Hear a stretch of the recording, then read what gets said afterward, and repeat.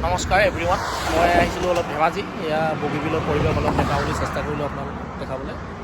এফালে মই গৈ আছোঁ দুলীয়াজান ডিব্ৰুগড়, আৰু এইফালে হৈ গ'ল আমাৰ চিমেণ্ট চাপৰি, আমাৰ চিলাপথাৰৰ পৰা আহি আছোঁ ইয়াত ধেমাজি ৰোড এয়া। আৰু মই এইফালে ব্ৰহ্মপুত্ৰৰ এতিয়াতো খৰালি যিটো পৰিৱেশ মই দেখাইছোঁ আপোনালোকক। পানী যথেষ্ট কম, বাৰিষা নহয় এতিয়া, যিহেতু খৰালি, আৰু 2-1 মাহৰ পিছত আৰু ভৰপূৰ হ'ব ব্ৰহ্মপুত্ৰ।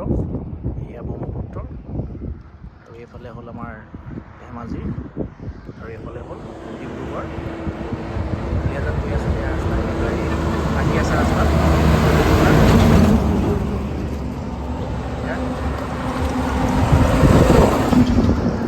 ইয়াত আহিলে মই ভিডিঅ' এটা কৰোঁৱেই, ভাল লাগে পৰিৱেশটো অকণমান ৰখোঁ।